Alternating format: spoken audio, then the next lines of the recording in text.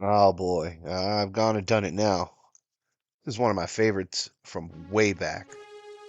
I don't remember us ever buying this game. As far as my memory is concerned, it was just kind of always there. This was one of the first games I remember truly understanding and earnestly trying to play this game through to the end. The impact this had on my perception of what an RPG could be, even back then, was huge. To this day, I incorporate elements reminiscent of this game in my own works, and this was the first time a game ever really made me feel something. This is a story about Crystalis. Well, I don't remember us purchasing this game, like I said.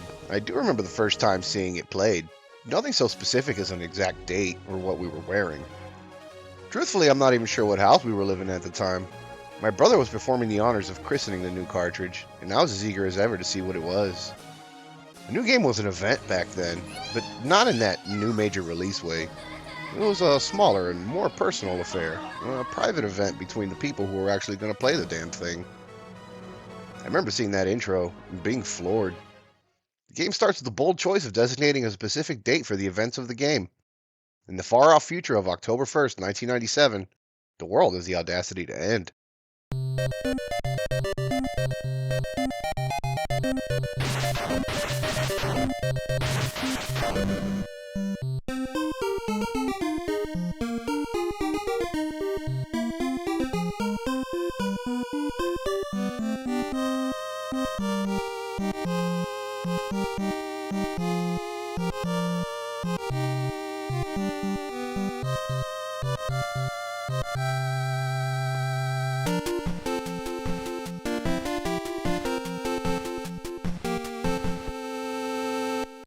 After hitting start, the game immediately hits us with another cinematic, this one describing the state of the world a century after the events of the intro over some images.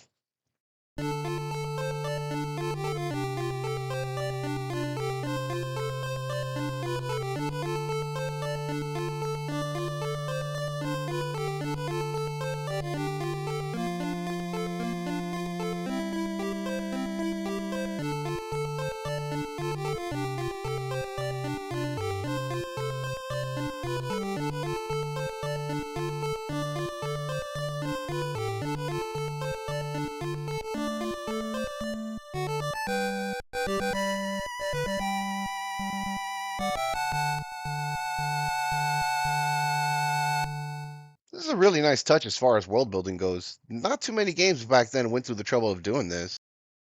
After providing the computer a name for our brave hero, we emerge from cryostasis and step out into a silent cave.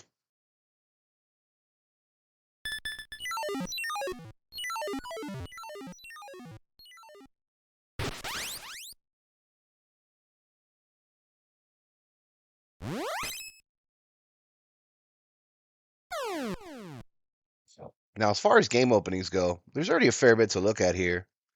Taking a look at the game's cartridge, we get a depiction of a young Atreyu-looking dude with a sword and shield fighting off what looks like a werewolf, an ice spider, some kind of rock monster, and an angry pyramid thing. Way off in the background, we have a castle, likely the tower referenced in both openings. All of these elements, at face value, scream fantasy setting. Yet the openings specify that as the planet's axis shifted, all animal life became mutated. So, not fantasy creatures in the typical sense. The technological aspects of this story, while being some of the first imagery the game shows us, immediately takes a back seat for quite a while as we exit the cave explosively and scare the shit out of the first villager we see, who immediately books it.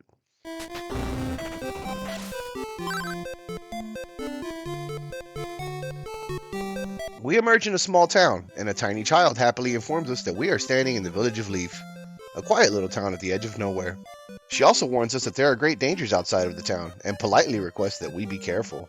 We wander around the town for a bit and see that there are some services available, but we have no money. I'm broke! We're free to leave the village at any time, but the area immediately outside the village is populated by little blue slimes and some kind of cat monster tiger thing. Entering the unlabeled house to the right is a man who proclaims that we finally awoken. We're finally awake. And that the wise man Zabu has left us a little money and hands us $100. Who's Zabu? I don't know. This dude doesn't offer any other explanation. If we talk to him again, his attitude shifts completely as he announces himself as the first pupil of Zebu, and that we must bow down before him. What a weirdo. Zebu must be the sage of bipolar assholes or something.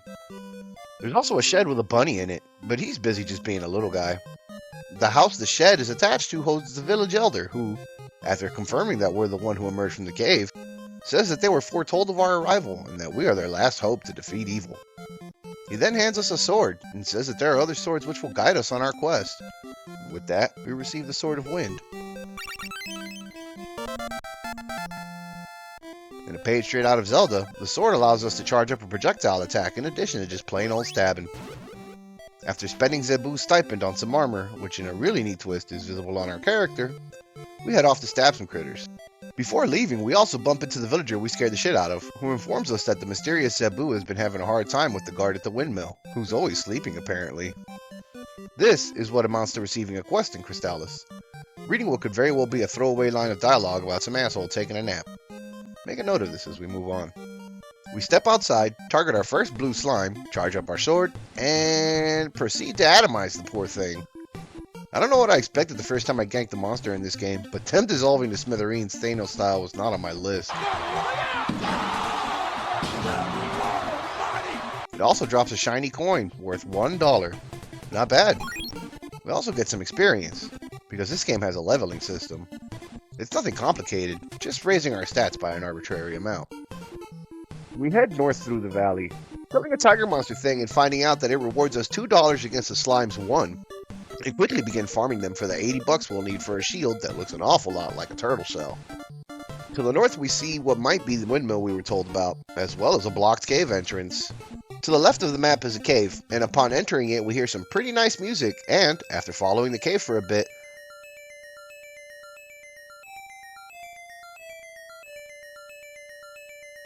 meet the man himself, Zebu. He tells us that they've been waiting for us, and that if we can get the windmill working, he'll teach us some magic. Sick. We eventually level up,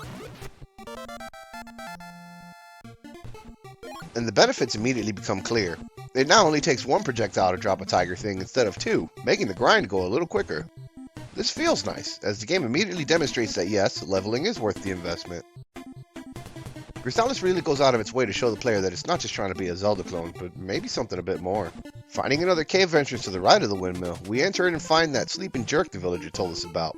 Interacting with him does nothing, and we can't hit him. Heading back to Leaf, we notice that the item shop carries something called an alarm flute.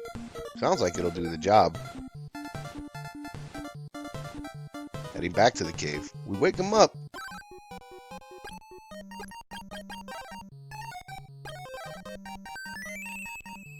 And he sheepishly gives us the key to start the windmill. He also informs us that there is some sort of mystical ball hidden within the caves that can grant the power to break down rock walls. Weirdly, turning the windmill back on causes a sealed cave next to it to detonate open. Not sure how or why those two events are connected, but we'll go with it. Now we can go back to Zebu's cave and speak to him, or proceed directly into the cave. Either way, Zebu will grant us our first spell of the game, Refresh, which serves as our healing spell. Entering the newly opened cavern, the vibe switches immediately. The music goes a little kooky on us, and the first enemy we see appears to be a little pile of pudding with some eye stalks? Maybe this is what that weird pyramid monster from the cover is supposed to be. Granted, the scale's a little wrong, but maybe that's artistic liberty. The cave isn't particularly tough or confusing, although there are some enemies in here that will poison us if we touch them. There's also winged serpents and maybe a golem? An interesting spread. The cave has a few tunnels that end in rock walls that we as of yet cannot get past, as well as several dead ends containing random items, eventually leading us to find our prize. The Ball of Wind. Now I'm not sure if this is a translation error, which I kind of doubt because the game is localized pretty well, or if it's really just a ball of wind. Maybe like a crystal ball? Is it like a palantir? I don't know. What I do know is that it increases our sword's projectile level and allows us to launch, well, a ball of wind. Heading back to that first rock wall we found, we blast it open and reveal a second portion of the cave housing our first boss encounter. A vampire, maybe? I distinctly remember this being referred to as a vampire, either Nintendo Power or elsewhere. But looking at it now, I honestly can't tell. Sure, he's got bats, and I guess maybe he kinda looks like a bat? I don't know. This game has some weird shit going on, and it's only gonna get weirder from here.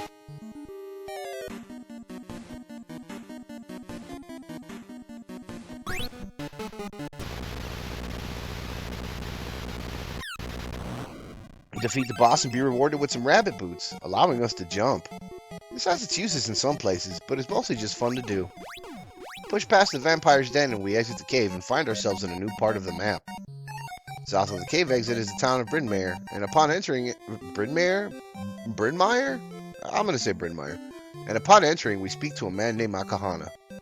He dropped a statue somewhere near the river, and asked if we've seen it. Now, if you guessed that this was the game giving you another quest, you're correct. Good job! Some of the townsfolk here also have some decent advice and things to say, with one telling us that there's a poisonous forest to the east, and another saying that they've heard of a town composed entirely of women. Another still informs us that there are 2 routes to Mount Saber, one to the west and one north, and that both are dangerous. What's Mount Saber? We don't know yet, but it sounds like somewhere we're going to end up, so let's make a note of that. The last one tells us about the village of Oak, which lies somewhere deep in that poisonous forest we were just told about. They also pass along that the people of Oak don't speak our language. Here's where the game shows its hand a little bit, as demonstrated by the villager dialogue here. You kind of need to talk to everyone and either remember or make note of what they're saying. Quests, directions, general advice, they've got it and you'll need it. Just tearing down the main drag of this village and speaking to a few of them has already built us a mental map of the area. We know that to the east is the Poison Forest, somewhere in that forest is a village, and we are somewhere in the vicinity of both Mount Saber and a village full of women. This is quite literally old school world building, and it's still pretty effective. Heading into the local pub, we get a little more of this. One villager tells us that the wise man Tornell lives to the north, and if we happen to visit Tornell's shack before finding the town, a man in there will happily give us directions to Brynmire. There's also a blue guy, who, upon speaking to him, informs us that he's just discovered a means to get rich quick and sets off. Speaking to his table partner, they inform us that they told Blue Guy about some money they made off some stones they found on Mount Saber, and he got excited at the prospect. Let's also make a note of Blue Guy before we set off again. He's kind of a big part of why I even want to talk about this game, but we'll get there. So having stocked up on what we can afford and a fair bit of information, we leave the village and head back into the world. Step 1. Find Akahana's statue. Now I'll admit, this one is kind of fucked up. I only know where this is because of Nintendo Power, and I don't know how else anyone was supposed to know where the statue was hidden in the first place. It has no icon or image in the world, and is actually hidden in a patch of tall grass. Where is it? Come here, let me show you. It's here. Fucking here. How in the hell is anyone going to figure this out aside from scouring the whole map? Akahana himself gives us no help outside of it's near the river. He could have at least mentioned somewhere over the bridge. We may also discover our first enemy that is immune to our attacks. Some weird blue mushroom thing? If we try to take him out, we are greeted with a ping as our attack is deflected. This is our first hint that the elemental properties of the swords are more than just an aesthetic choice. The different swords do respective elemental damage, and the enemies have different elemental weaknesses alongside this. Neat! Returning the statue, a grateful Akahana provides us with a gas mask so that we may traverse the poisonous forest without succumbing to the fumes. Seeing as how the forest and the village of Oak are really our only current leads, we head out to find them. After a little scouting around, we discover the entrance of the poison forest and, donning our gas mask, enter into this genuinely weird little slice of the game. The poison forest looks the part. Little squiggles, reminiscent of some sort of miasma, hover in the air. Some of the plants fire spores at us as we walk by. We discover some of the first flying enemies of the game here. A nasty, gross fly beetle thing. Another beetle thing that scoots around before curling up in a ball and sliding towards us. We eventually find the exit to the village of Oak, and we quickly discover that while they are not hostile, we aren't exactly welcome. The little guys here block the doors to the service buildings, and interacting with anyone in the village rewards us with the gentle yet stern proclamation to go in peace. Yeah, they don't want us here. Once again, we're going to hit a wall. The game offers us no clues, really, and the forest itself is deadly enough as we currently can't fight back against any of the monsters therein. While it seems pretty cryptic, this is where it's handy to have taken literal note of the villager dialogue. The only real hot lead we have left is to try to talk to the wise man Tornell, who lives northeast of the cave we exited out onto the plains from. Again, if we visited him before now, they would only offer us directions to the nearby town. Also, don't forget the damn gas mask. Shameful display! Arriving at Tornell's shack, we are greeted by the wise man himself, as well as learn that the man we may have seen earlier, if we came here first, is in fact Tornell's first disciple Stom. Cornell tells us plainly that if we can defeat Stom in a sparring match, he'll teach us some new magic. I don't recall if it's rigged so that we always lose to Stom, or if we can grind to a higher level first to win. I know it's possible with tool assist, but just using the turbo button won't be enough to win right out the gate. I remember us unplugging the regular controller and plugging in the advantage whenever we'd get to the Stom fight. Either way, we'll likely lose the first 2 fights against Stom, being told to return when we're stronger. While grinding out a level or 2 is never a bad idea, we most certainly can win the 3rd battle just using the turbo button. Or just mash it, I don't really care how you play this.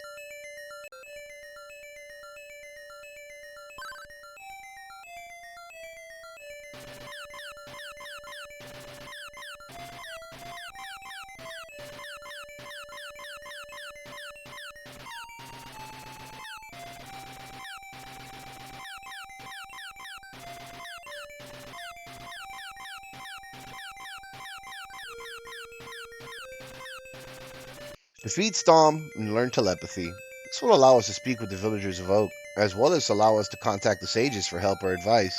I don't know if the game already got tired of its own bullshit or what, but this spell could be our potential lifeline throughout this game, as there are plenty of spots like this where we've seemingly done all we can and are unsure of what to do next. Seeing as how we still can't find anything in the damn poison forest, I recommend grinding enough money to buy a few pairs of warp boots. They remain useful up until the end of the game, and will help us sidestep a fair amount of frustration and backtracking.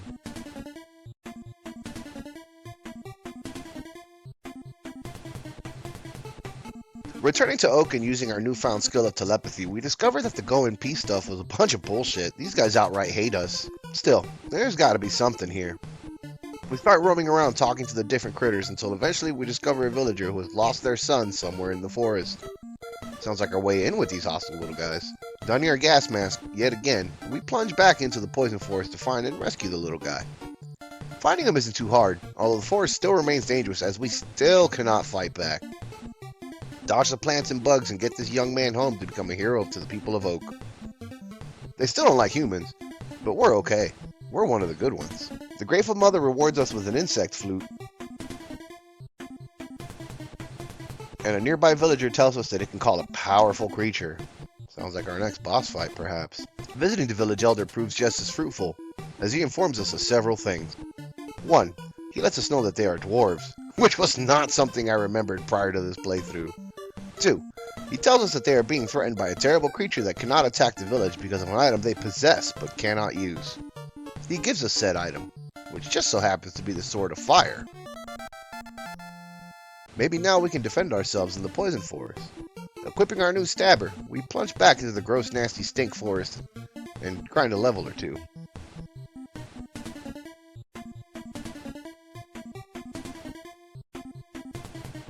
We stock up on some items and go to face off the boss of the poison forest.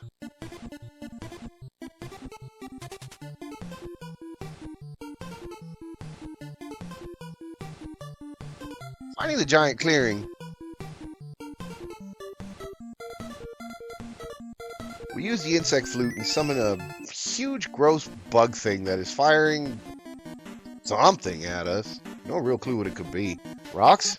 Toxic spit? Phaser blasts? I don't know. Nail him in his obvious weak spot a few times while avoiding his entourage and save the village of Oak.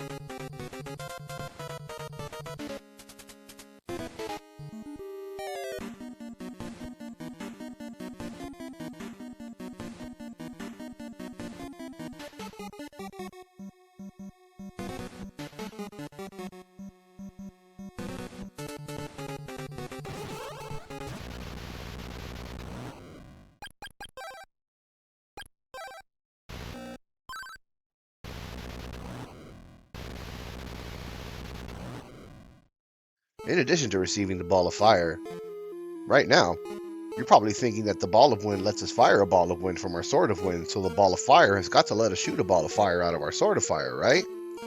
You fool. The Ball of Fire obviously lets us shoot a stream of fire from our sword. Read a book or something.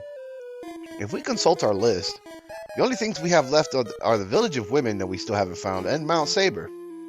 Blue got headed for Mount Saber, so it needs to be close by.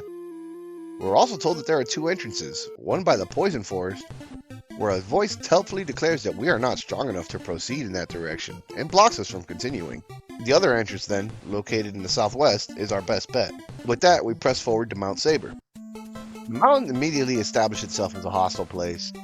Some kind of ice zombie emerges from the frozen ground to claw at us. The first cave we enter ends up connecting to Zebu's cave in the Valley of the Wind where we started, so that's pretty nifty.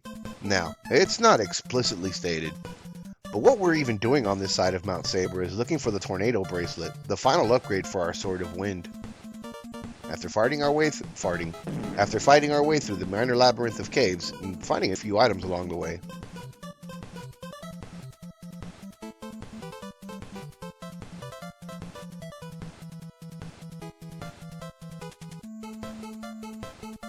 we eventually find the bracelet along with Tornell, who teaches us the magic of teleport. While this is insanely useful, warp boots are still a good investment because ultimately it's easier to just replace money as opposed to money and magic power.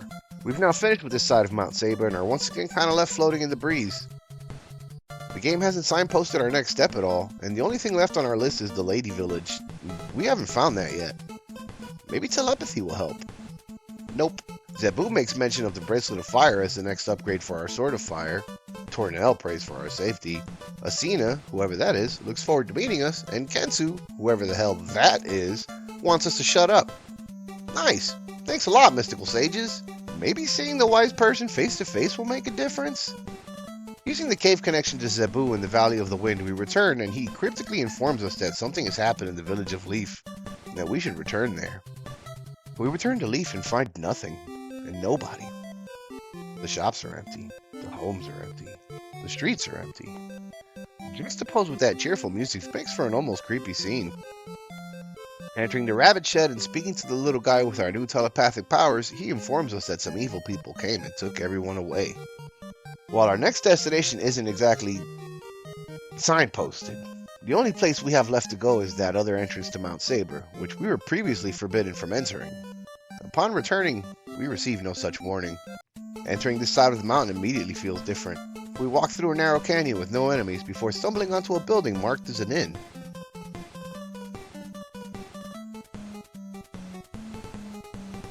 This will be Nadair's, the last hospitable spot on the trail to the summit of Mount Saber. A few villagers and some interior shops are all that really stand out here, a rest stop for the arduous journey ahead. One of them mentions a fellow from Brynmire who recently left Nadair's to start climbing the mountain. Could it be Blue Guy? After stocking up on some supplies and saving the game, we head off to Mount Saber and maybe find the villagers of Leaf along the way. Instead, we leave Nadair's place and immediately stumble onto the prone form of Blue Guy, and it's not looking good. Here, we come to one of the reasons I even wanted to talk about this game in the first place. This guy right here, this little blue idiot, this scene devastated me as a young child. This was the first time a game honestly and earnestly made me feel something, and it was profound fucking sadness. This poor guy, who was so excited to make his fortune, lies dying before us. And gets a little sadder too. He remembers us, and tells us of his dream to get rich, and that he's failed. He was captured and rounded up into a cave, where he also saw the Leaf villagers. They were all being forced into manual labor, but he somehow managed to escape. Despite his best efforts, they caught up to him and attacked him, and he seemingly crawled this far only to collapse within sight of Nadair's. With a final proclamation about how he wishes he could have tasted Nadair's food one last time, let's go. Checking him validates this further. Now, it's not so much that Blue Guy died that shook me as a kid, but rather the context surrounding his story. We meet him in town, he's happy and all bubbly and excited. He gets captured, escapes, and gets fatally wounded. This was a lot for Kid Axe Lord to process, and it left me feeling some kind of way. It's grim, and as an adult playing it now, it's almost too relatable in a very real sense.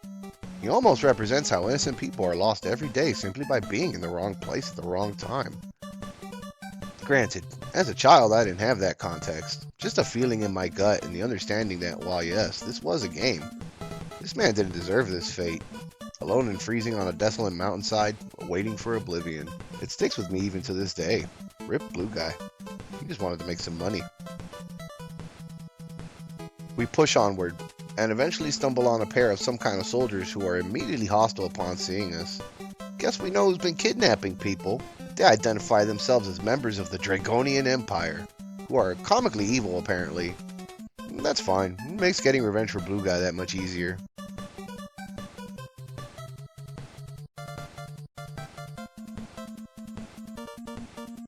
Making our way through the maze of the cave,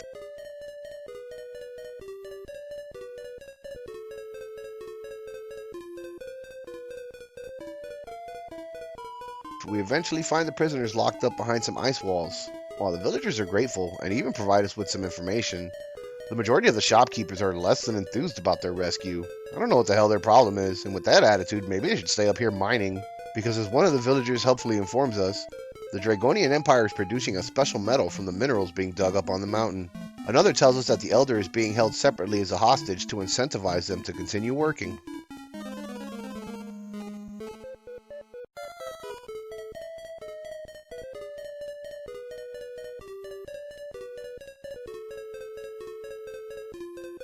Making our way to the summit, we confront General Kelbesk, one of the Dragonian Empire's finest four, quote-unquote, and kind of an asshole. He stops around flinging rocks at us and generally being a pain in the ass.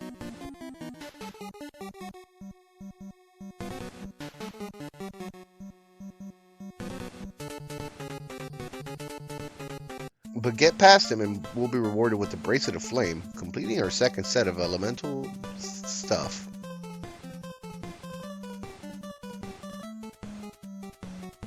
The Elder is thrilled to see us, and says that the way ahead leads to Portoa, and that the Queen there is said to have strange powers. Having freed the villagers and avenged the demise of Blue Guy, we move on to the next area, Waterfall Valley. Before we exit, we are contacted telepathically by one of the sages, Zebu perhaps, who teaches us how to paralyze people with the help of a handy paralysis spell, and says it should be useful in the next town.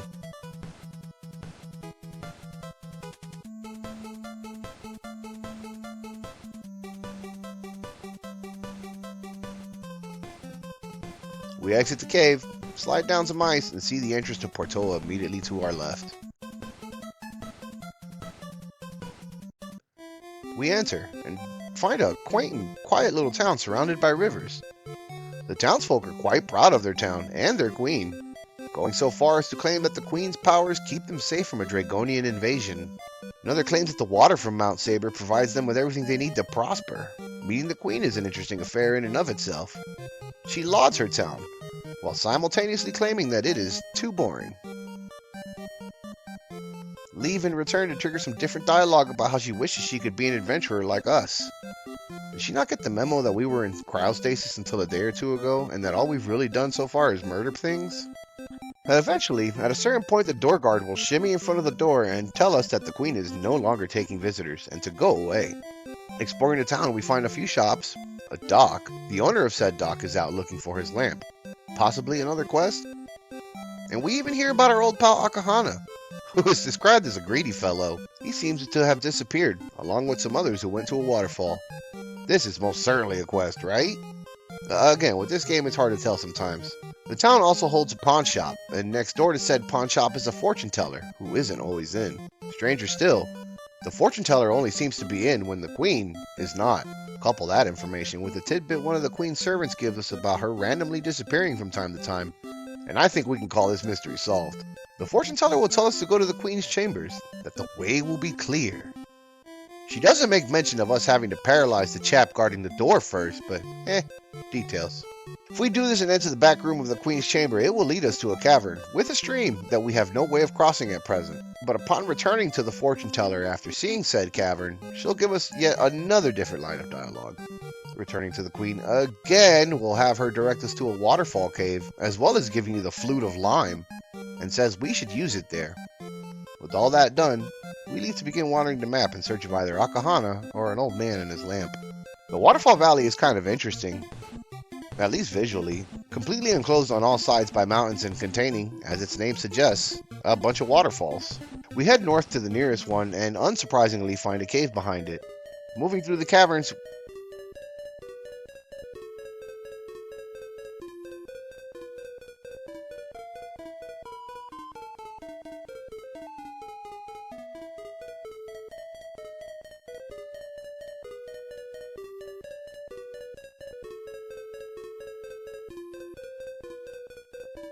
we bump into two people who seem to be frozen in stone. but with a toot of our flute of lime, we free them from their spell. One of them claims to have searched for the old man's fog lamp here, but didn't find it, and says he's going to check another cave across the river. Exploring beyond the room they're in leads deeper into the cavern still, wherein some strange snake things are patrolling about, launching projectiles that will turn us to stone. Gorgons? The manual, and Nintendo Power as well, refer to them as Medusa. So there's that, I suppose. Medusae? Medusa. Neither of our swords seem to damage them, so why we would continue to press on through the cavern is beyond me. However, once again, this is precisely what the game wants us to do. Navigate the cavern while dodging the projectiles, and we will eventually find the Sword of Water, just quietly relaxing in a small alcove. Armed with a new element that indeed does damage the deranged denizens of this dank and dirty little dugout, we fight our way through the rest of the cave. We fight our way through the rest of the cave. Our boy Akahana might be in here somewhere. I took a break between the previous section and this one. I was actually sick immediately preceding making this video and was still kind of recovering. Looking on my progress so far, there's something distinctly charming about where I'm at in the game currently. Just a nebulous understanding of what I'm doing, a sword, and a world full of cryptic old people dispensing wisdom in sentences that may or may not be useful. Turns out, Akahana is in this cave, turned to stone like the other two people we found. A quick search of the area reveals yet another flute of lime which we put to use on the petrified man. Freeing him nets us the shield ring and his gratitude, which increases our defense against projectile attacks. The ring, not his gratitude.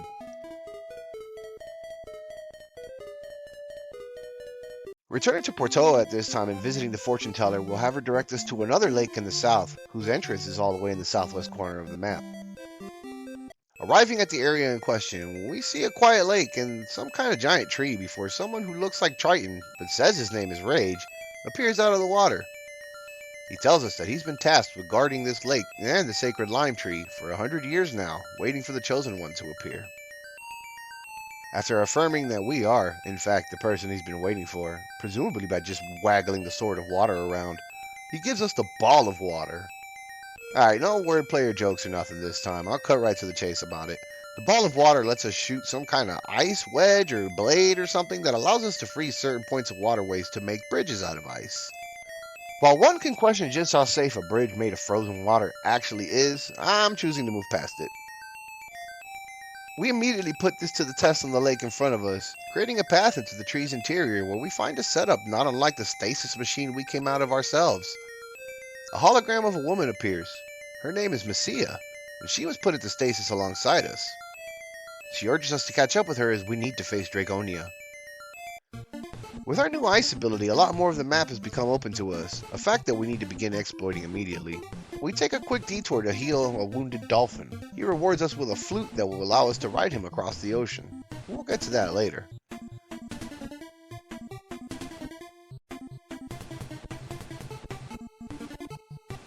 We also take a moment to pop into this little room back here, where the queen is waiting for us.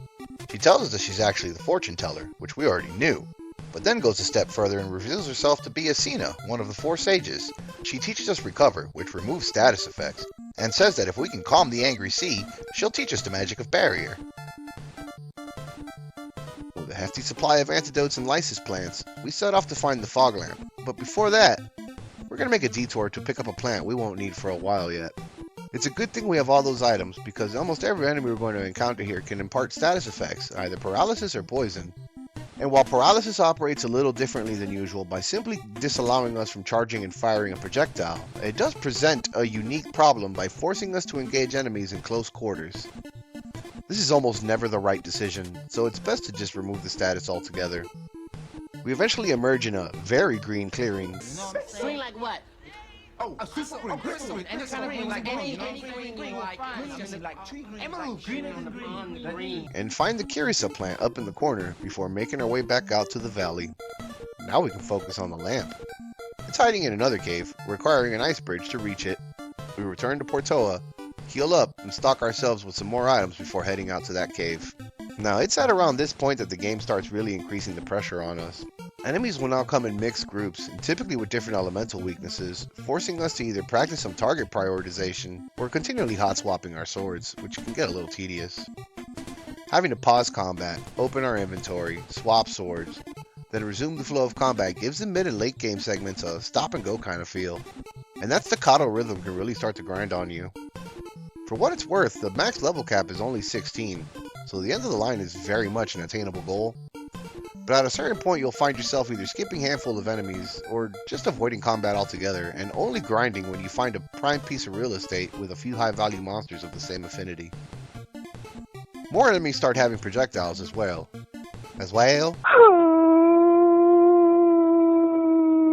More enemies start having projectiles as well, and the majority of those will impart status effects. The challenge is very real, and only increases from here on out. After a somewhat frustrating battle through the caverns, and even discovering a mimic,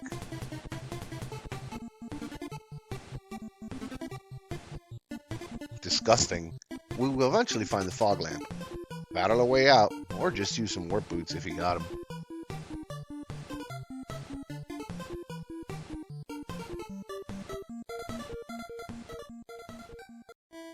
Returning the lamp to its owner allows us access to his boat.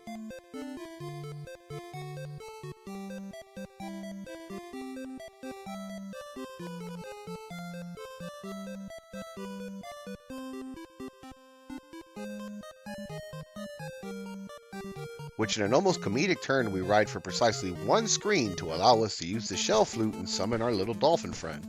We find a small lookout cabin, and when we first enter, the sage Kensu is here, and he's miffed over having lost something.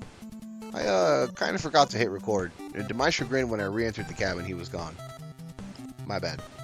We're not explicitly told what it is he lost, so we exit and summon our dolphin buddy and ride him to an island immediately to the northwest, which contains a lighthouse we cannot yet reach, as well as the town of Joel.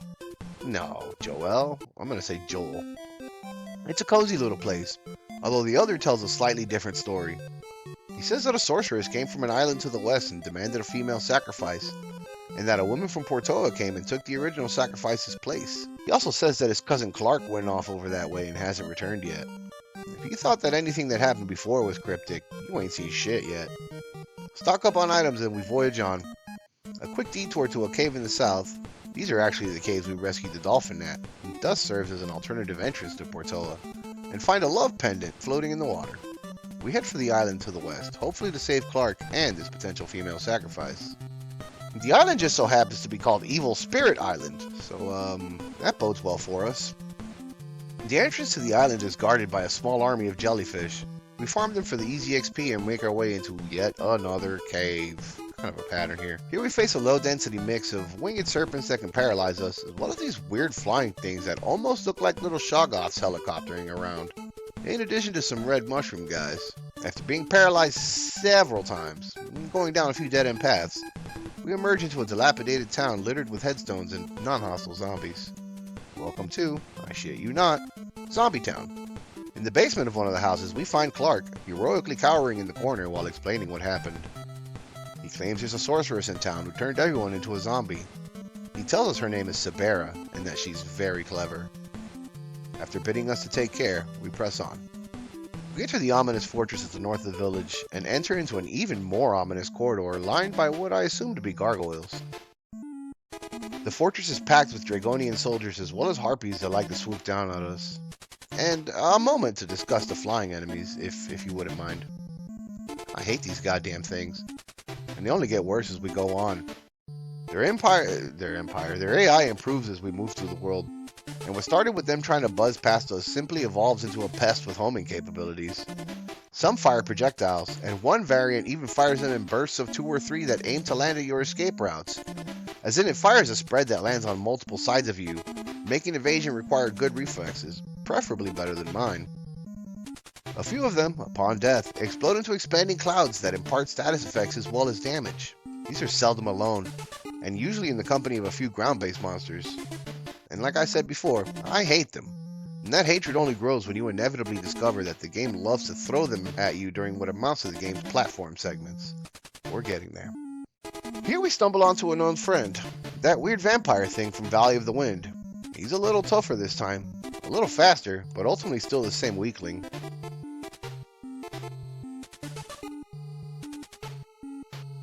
He explodes violently and leaves behind a fruit of power, saving us around $250 should we choose to buy one. Pressing on into the maze portion of this fortress, we get a better look at some of those frustrations I mentioned above in the form of some kind of moth that flutters around randomly and explodes in a puff of poison. They're here alongside some wraiths that can cast paralysis and remain invisible until we hit them with a level 3 attack.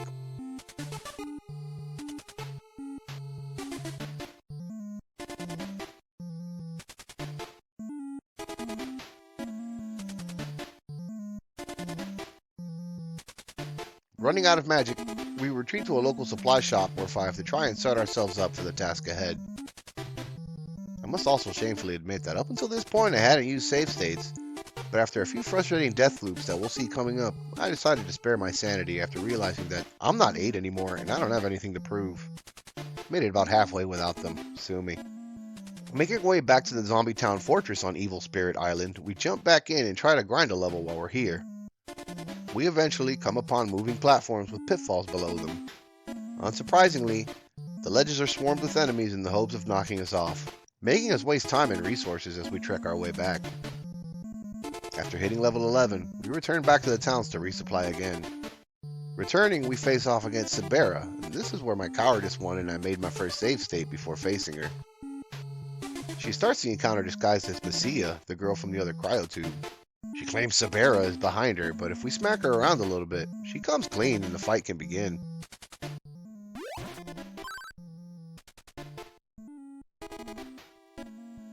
I don't know why I was so worried. This fight's a cakewalk.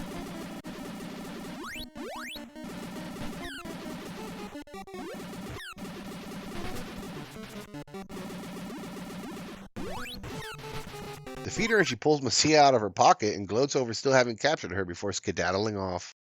She leaves behind a broken statue. But thanks? Returning to Zombie Town, we find everyone cured of their lifestyle change and grateful for our help. Clark is pretty stoked as well, and gives us some eyeglasses. Thanks again? We even hear a rumor that there's a glowing lamp that can fix anything. Another lamp. The only broken thing we have is that statue, so I suppose that's what needs fixing. And I'll spare you the mystery. We need to use the eyeglasses in the Elder's shed in Joel to reveal a hidden door that leads to the lighthouse and a sleeping Kensu.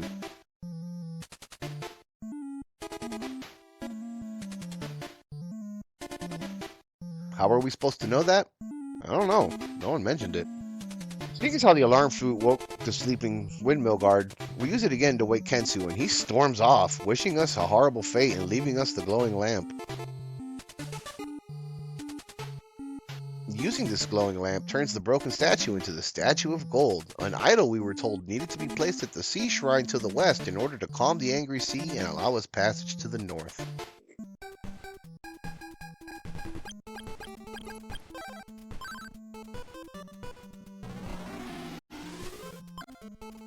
Passing through that passage to the north, we are contacted telepathically once again and bestowed a new gift, the power of Barrier. This shield spell will keep us alive through some very sticky situations, so we gratefully accept. They also mentioned that the Grand Poobah themselves, Azteca, the leader of the rebellion the sages are a part of, is eager to meet us.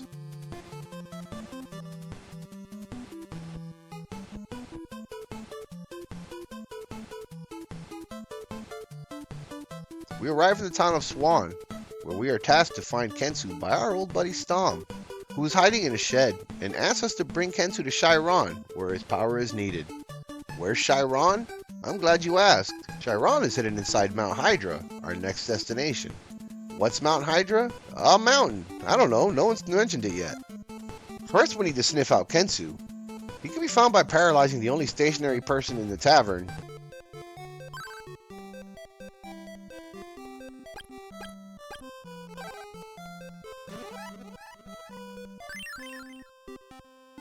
and then heading to the club, I guess it is, to the east.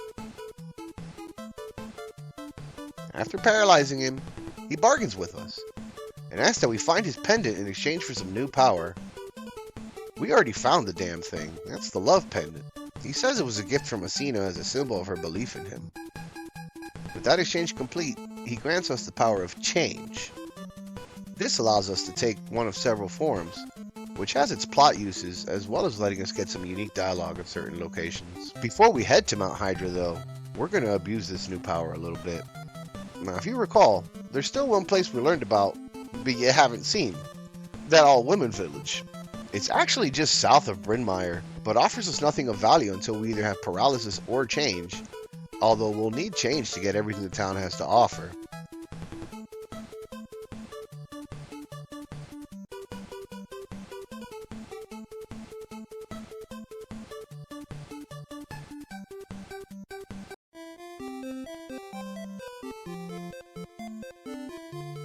We take the form of a lady and explore the town of Amazons before meeting Arillis, the head of the village.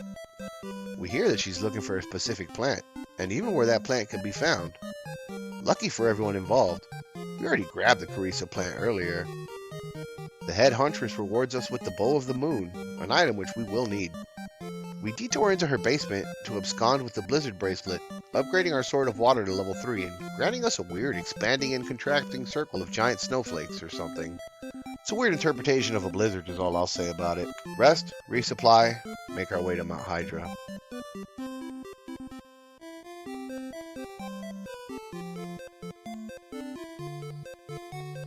After changing our disguise into a Dragonian soldier to get past the gate guards,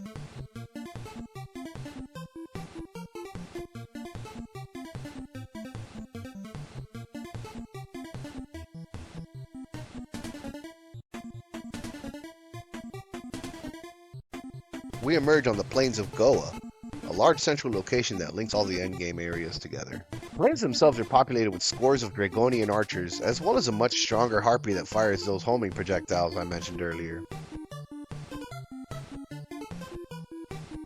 This is a lucrative, yet dangerous farming spot for about 2 levels. Entering Mount Hydra, we see an active lava flow that we can somehow bridge with ice, leading us to the entrance to Chiron.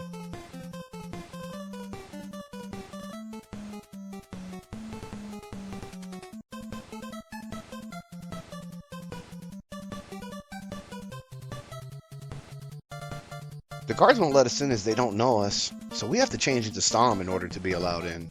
Are we the savior of humanity or not? What the hell, guys?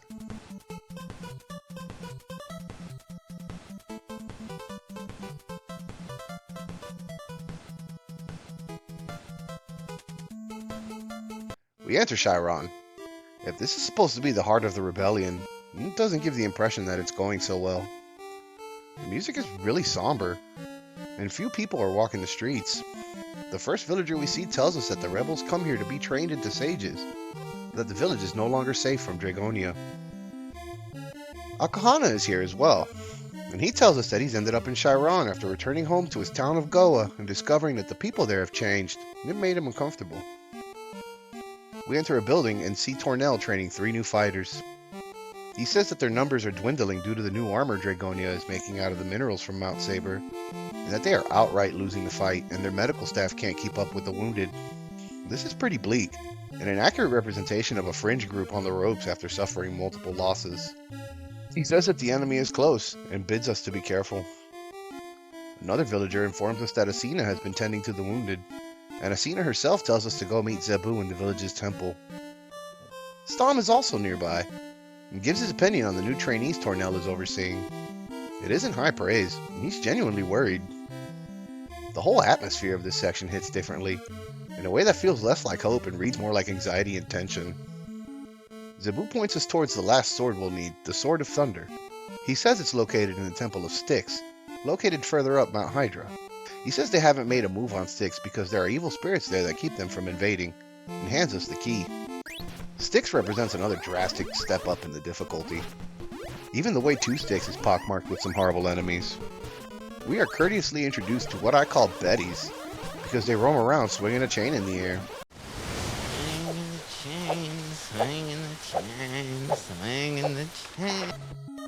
Their reach is deceptive, and due to the way the NES handles scrolling, these guys can be pushed off-screen in the middle of their attack animation, which will immediately resume as soon as they come back into frame. This can cause some genuine problems and plenty of cheap shots. Catch them at the right moment and you can see their flail suspended in the air, twirling endlessly and menacingly until the rest of the sprite comes into frame. They drop a decent amount of XP, but I can't recommend farming them. Okay, so here were my options. A, quickly duck sideways, dodge the claw, then take him out with a spinning back kick. Or B, take the claw in the face, then roll on the ground and die.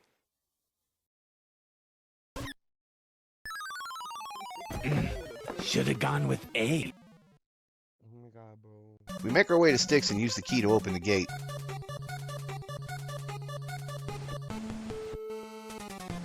And enter another familiar corridor lined with gargoyles, only this time they're shooting streams of projectiles that we need to use barrier to cross safely.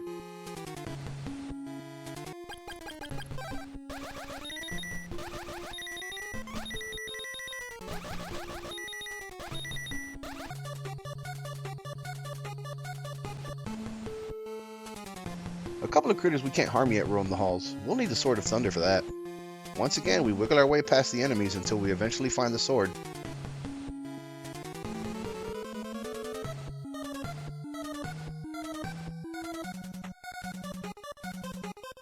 Only to be summoned back to the temple at Chiron as soon as we grab it. Tornell tells us that the Grand Poobah themselves, Azteca, is waiting for us. Here, now, we finally get to what amounts as the game's first serious exposition dump, and it comes in about 3/4 of the way through the game. Kind of a longer than standard wait for that, but I suppose I appreciate the game not wasting my time with lengthy dialogue until now. Azteca says they've been waiting for us, and that a lot has happened in the last century. Apparently Messia and ourselves were put into cryosleep to wait for the end of the world. We were both each given specific powers that could combat any evil the future might bring, and that we must hurry to Messia. Now Zabu chimes in and states that the sages tried using what powers they had to try and lead the people into a brighter future, but Dragon used his power to build an empire instead.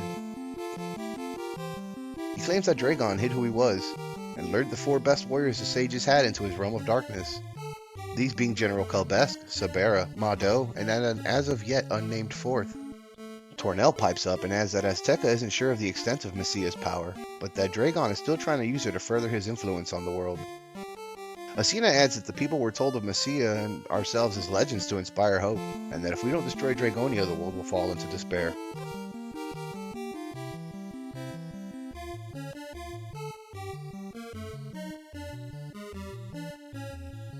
With our small council meeting over with, we exit the temple and begin preparations. We talk to Stom once more, and he's looking forward to a rematch once all this Dragonia business is over with. We head back to Swan after resting up, in the hopes of farming another level out in the fields of Goa. The entrance to Goa is right at the north of the map, practically in the middle of 6 or so enemy spawns, so it's easy enough to retreat into the town to heal if things get dicey. Provided we don't beef it, that is.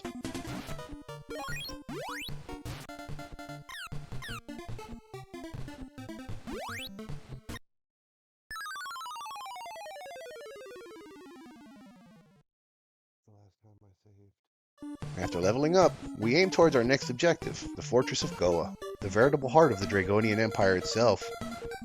We push into the fortress and are immediately summoned back to Chiron. It is under attack, and everyone is dying, including whoever it was that was contacting us telepathically. We return to find the town littered with corpses, including our old pal Akahana. He says he should have picked up an item from his friend in Goa, almost as if it would have saved him. Can't talk to him again though, he's gone. So long, Akahana. Another villager uses their last breath to pray for Stom's escape. Unfortunate then, that Stom is only lying a short distance away. He confirms what we already know. Dragonia came and slaughtered everyone, and that we need to keep our eye out for Mado. He's more treacherous than the other 3. Despite our pleas for him to wait and hold on, he begs us to take care of Tornell before letting go. Goodbye, Stom. If Blue Guy messed me up as a kid, this scene tore me to shreds. I like those guys. Mado awaits us in the Temple of Chiron, and we await our opportunity to become an instrument of great vengeance and furious anger. Mado proudly gloats about the destruction of the sages, and announces that we will be joining them. His big plan is to roll into a dumb stupid ball and ping pong around the room.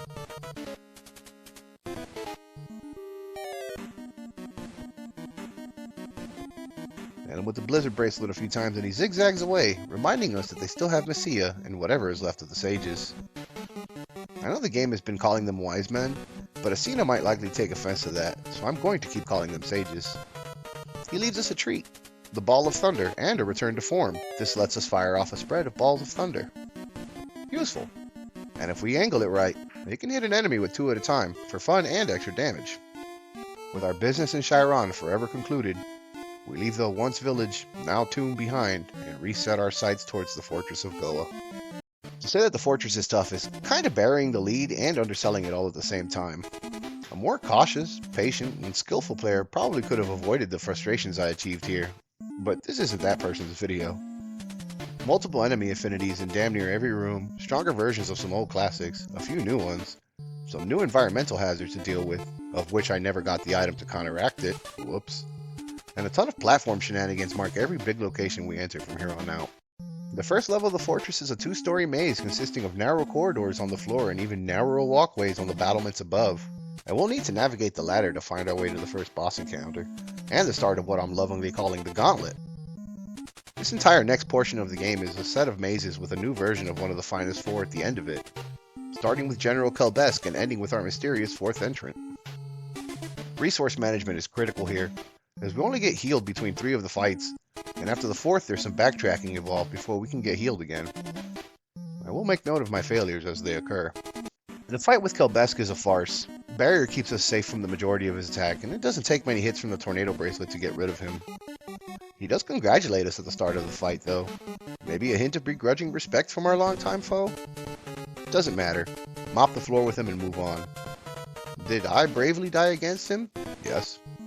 Did I have to go through the whole stupid first floor labyrinth again? Yes. Did I drop a save state right in front of the boss fight this time? Absolutely. He drops an opal statue after the fight, which as long as we have it selected in our inventory, will fully resurrect us after losing all our health. Doesn't do anything for our magic power, but I'll take what I can get here.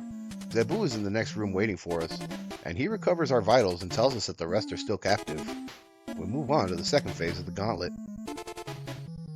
Immediately we hear the sound of a Betty swinging its chain, and I suppose we can only assume that it's a stronger version of them. Thankfully, this segment is more of a maze and less of a combat arena, and as a result, there are a few enemies to deal with. After getting a little turned around, we make it to Sabera.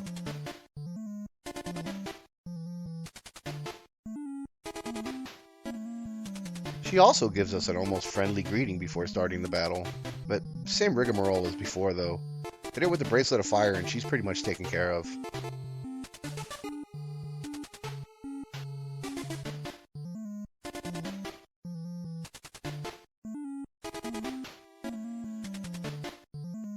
As a parting gift, she leaves us a Fruit of Rapun. This is a highly specialized item that only comes into play in 2 areas, so we better hang on to it.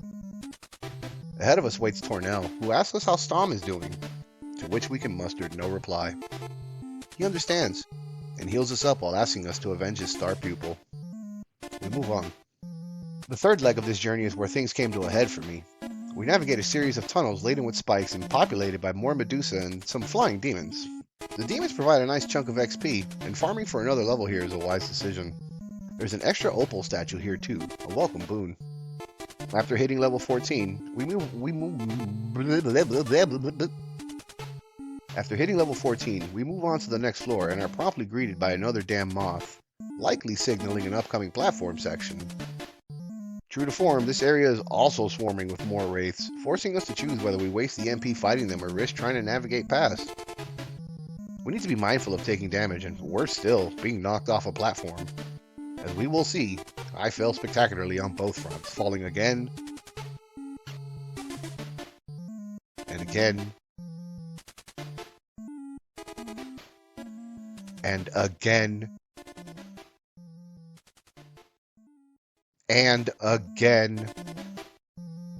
Walk out the door, you see someone that you know and they ask you how you are, and you just have to say that you're fine when you're not really fine, but you just can't get into it because they would never understand. Wasting items until eventually plopping down a save state and scumming my way through. I suppose it bears mentioning that running out of MP during the late end game is a death sentence. Without MP, we're pretty much handicapped. We'll always need some spare MP for casting Barrier, or Refresh, or even Recover if we don't have any appropriate items. We find a magic ring along the way, which gets pocketed. One magic ring will not be enough for a rusty unk like me trying to get through this game for the first time in maybe 20 years. Hell, at one point I even zone out for a second and a wraith just waltzes up to me and scares the ever-loving shit out of me. I thought I was in the clear. Mado is waiting for us. once again with a friendly welcome before starting the fight. He's a faster, meaner ball this time, but his weakness is still the blizzard bracelet.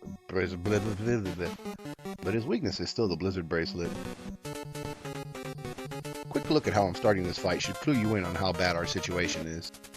I have a third of my health, less than half of my MP, no magic recovery items, and 2 reses thanks to my opal statues. This is not an ideal position to wage war from.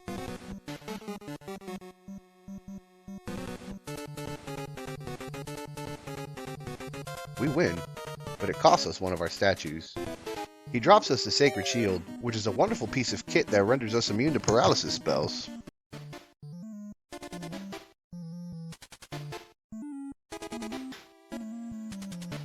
Athena greets us in the next room and clues us in on who the 4th finest is, a sorcerer named Carmine. Not exactly the most threatening name for a sorcerer, I don't care how you spell it. Carmine sounds like a guy from Brooklyn who eats pizza, puts pomade in his hair, and wears a tracksuit. She warns us that he uses magic to change people into monsters, and we push onward. More wraiths and Bettys await us. And it was around here that I decided that I'd maybe give up on switching swords every 10 seconds to clear the screen. I'd have enough of it. Occasionally it'd still happen, but only when it seemed necessary. This segment wore me down, in-game and real life.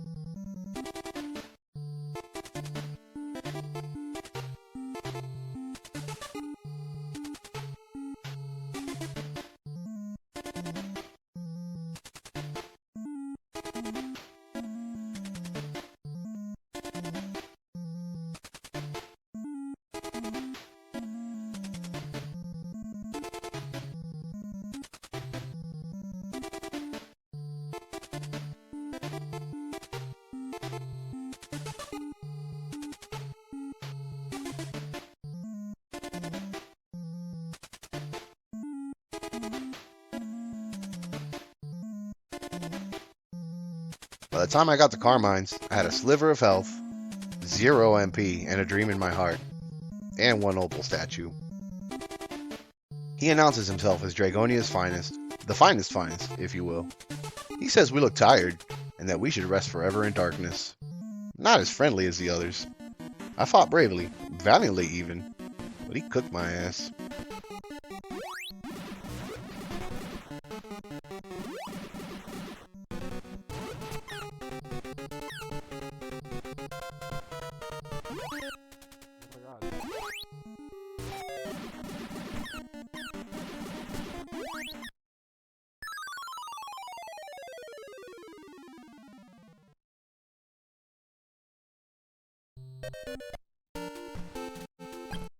I hit continue to find myself at the start of the corridor to Carmine's, in very much the same position I was in before. This was a fool's errand, so I made the executive decision to load my save state to before the fight with Sabera. There had to have been some items I missed, something, anything that would help me out here. Turns out, I was right. I had missed several magic rings, the one thing I needed more than anything else. I hit another frustration loop at the same platform segment on level 3, and dropped the save state up there as well.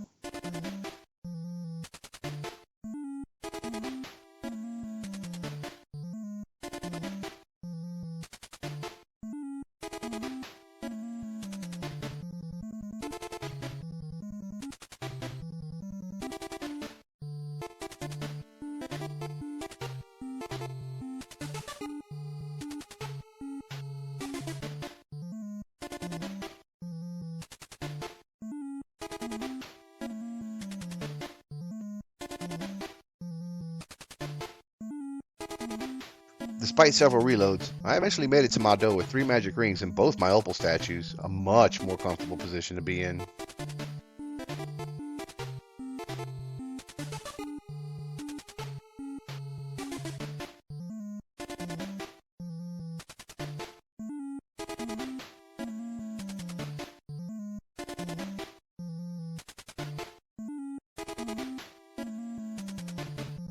Returning to Carmine with both health and magic, we defeat him after a rough fight.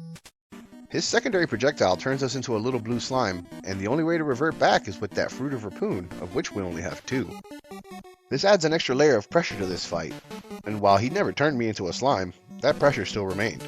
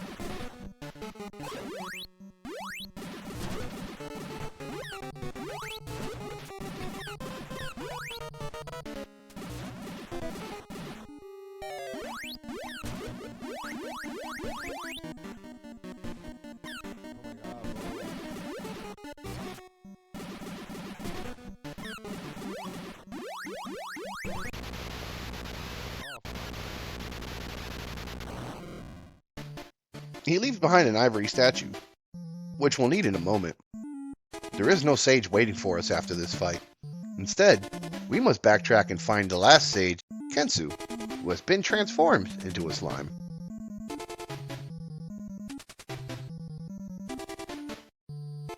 He blames Carmine and says he needs an ivory statue to recover.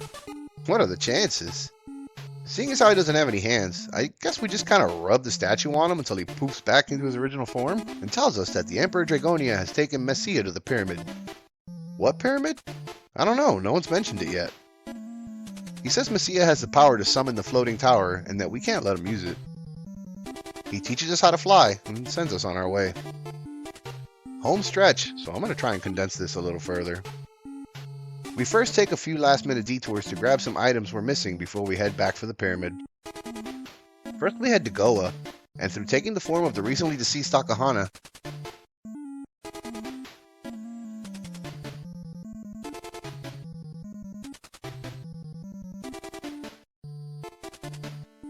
get the item he mentioned in his last moments from his hometown friend, the Warrior Ring.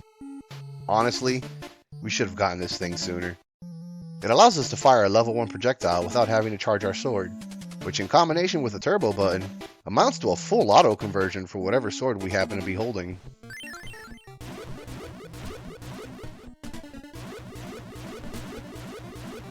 We go to pick up the leather boots, which I mentioned earlier as not having gotten. These will allow us to walk through hazardous terrain without taking damage. I've just been using the rabbit boots to jump my way through the spikes up until now, but this is going to help us. There's also another ring we have to get, the power ring. While the leather boots are almost optional, the power ring is not. It doubles your attack power when worn, in addition to being needed to actually damage the Emperor when we finally face him. I've never tried fighting him without it, so I don't know if it's possible or not. Regardless, we're grabbing it.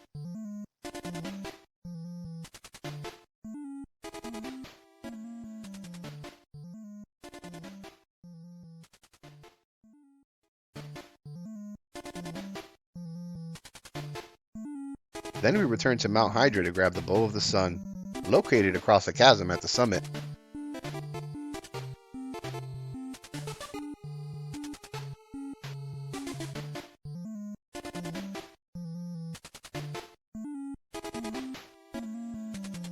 Back to Styx to find the Psycho Shield. In addition to being the strongest shield in the game, it makes us immune to petrification and paralysis.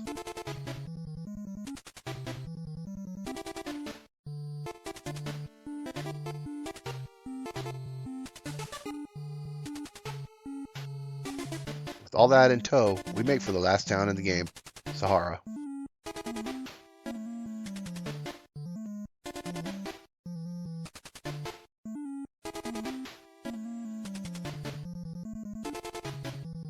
Before we get to the town, though, we're going to go ahead and level up one more time, seeing as how we're so close to the cap, as is. The desert is full of all sorts of nasty critters, from more harpy things and scorpions to the ground itself being toxic. The leather boots will keep you from getting your health drained, as would flight if you decide to forego the boots. Music here is nice and moody, too.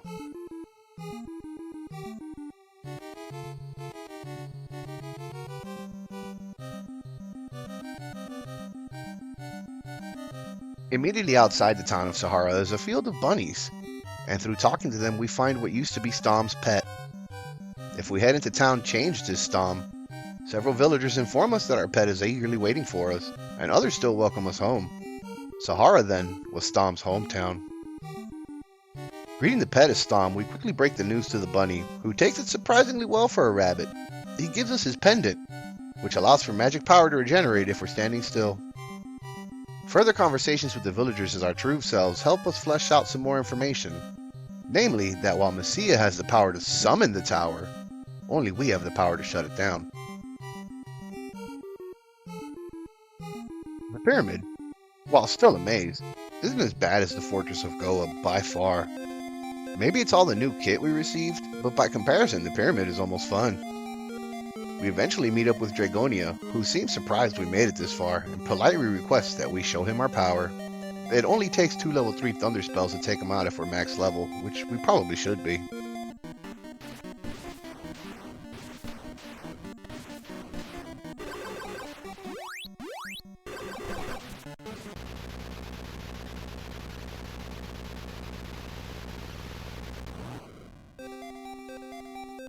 He drops the Psycho Armor, which is the strongest in the game, and regenerates health in the same way the pendant restores magic.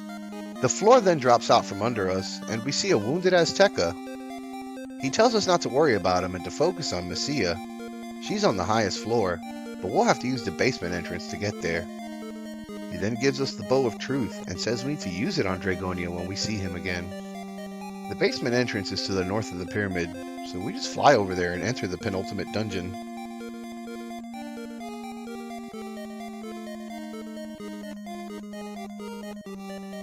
The entrance is blocked by two statues with a sun and moon over them, which we destroy with the corresponding bows.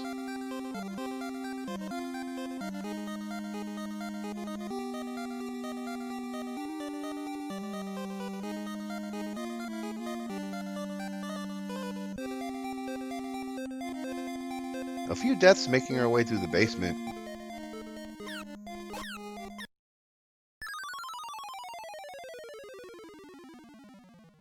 What almost became another frustration loop before I remembered that I could fly and didn't need no damn floating platform.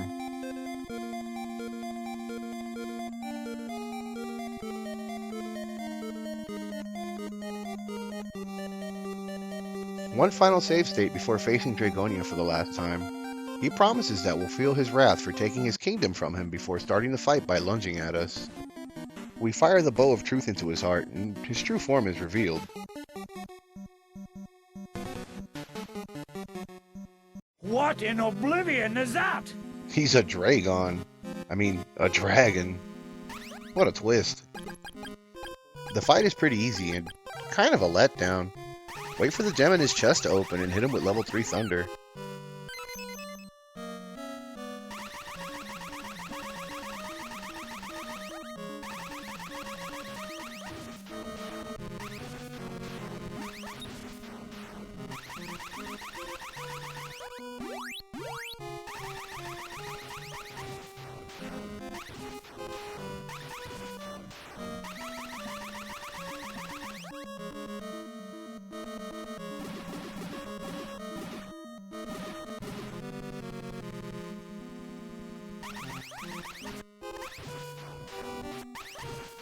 He explodes in spectacular fashion before the final truth is revealed. Lying on the floor in front of us is none other than Azteca, and as the 4 remaining sages appear, all is laid bare. Azteca congratulates us on a job well done, and says that this was the plan all along. Dragon formed as an alter ego of Azteca after a failed attempt to purge all evil thoughts from their consciousness. They instead coalesced into form and began feeding off Azteca's negativity. Our presence, along with Messia's, means that the tower's cycle has begun. What cycle? I don't know. No one's mentioned it yet. Azteca says that there's almost no time left, and she apologizes directly to Kensu, blaming themselves for Dragon succumbing to the temptation of self-glory and world domination, and apologizes that they must now be apart. That's a lot to process for a Nintendo game, so naturally we are given no time at all to do so. Messia immediately contacts us and says that we need to get our ass to the tower ASAP, and that she'll teleport us there. We enter a room with a spinning crystal, and upon contact are whisked to the tower. I love this level so much. The visual design, the music, what it represents in the story, even the animated clouds in the background. After hiding the technological stuff for so long, being thrust into it here and now at the finale is almost cathartic in a way, at least for me. I'll expand on this later, I promise. There are a few floors to the tower, and all we have to do is go back and forth a few times and clear out the defense robots before we gain access to the next floor. The robots, while tanky, are not particularly difficult, although the sheer amount of them that can be on the screen causes a fair bit of slowdown and flickering.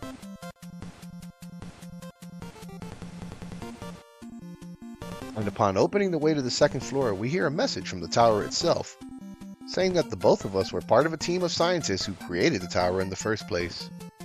We, as the most critical link, were put into cryostasis solely to judge the future of humanity and to determine whether there was any hope for the future. When Dragonia reactivated the tower, we were released from stasis. Now, I'm not super clear on this last plot point, to be honest, and I'll touch on that later as well. But clearing the next floor rewards us with another audio log. They ask us if we found Azteca, that Azteca was an android programmed to lead humanity in a positive direction, and that they can only hope he'll succeed. They also state that they used all their resources to make him, and that if he fails, the fate of humanity will rest with us. Clearing the third floor opens the door to Messia herself, who exclaims that we finally caught up with her before telling us to unsheath our swords before the tower's attack begins.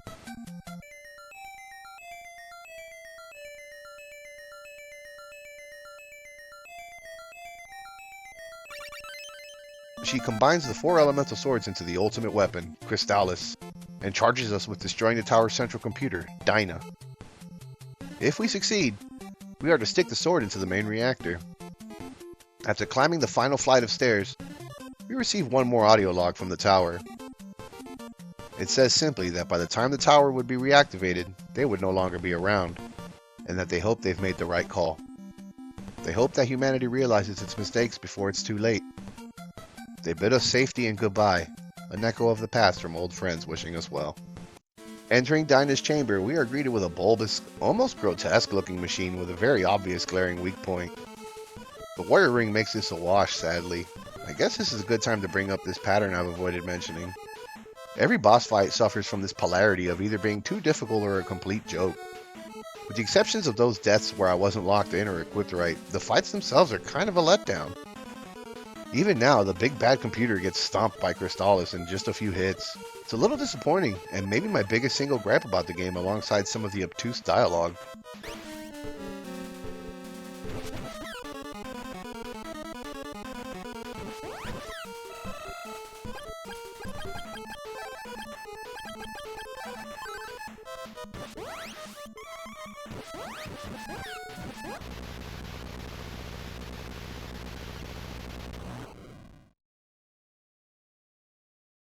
Dyna explodes, and we proceed to thrust Crystalis into the reactor, starting a self-destruct sequence. Messia comes in and asks if we're okay before announcing that the danger is over. Maybe a little prematurely, seeing as how we're still standing in the soon-to-be detonating tower. We respond by saying it will be nice to be able to chill and not have to worry about evil doing evil shit all the time. What's going on? Where the hell are we? Paris? As the final countdown begins, our brave heroes depart. And we are treated to a quick cinematic of a bolt of lightning striking the tower before it begins to descend, and a title card appears, informing us that the legendary conflict has ended, along with the despair of the people. We are credited as 2 fearless youths the world can never forget, and that our legend will be forever remembered in order to maintain peace and humanity, and that peace will remain. With that, the staff roll begins, alongside some wonderful imagery, beginning with us defeating Dragonia and moving on to a familiar dolphin gleefully jumping around.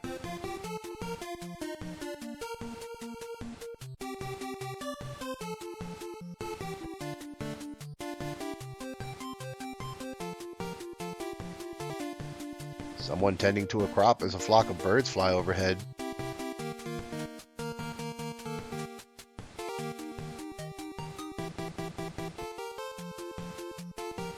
A pair of children happily chasing a rabbit through some grass.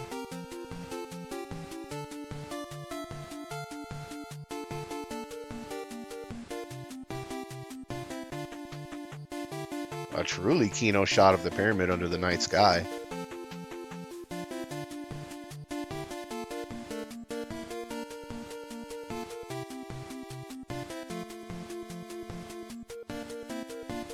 A quick shout out to Jeff Peters before bringing us back around to our heroes standing on a cliff overlooking the land as the tower descends behind the mountains in the background. And that's that. The end. I love endings like these in video games. The images really help to convey that the world is finally healing and that humanity might be okay, especially when compared with the imagery at the beginning. Nostalgia aside, this is one of my favorite endings to a game, bar none. It's a complete story with a happy ending, and a deeper one than you'd probably expect from a Nintendo cartridge. This almost borders on being heady and esoteric. Yay!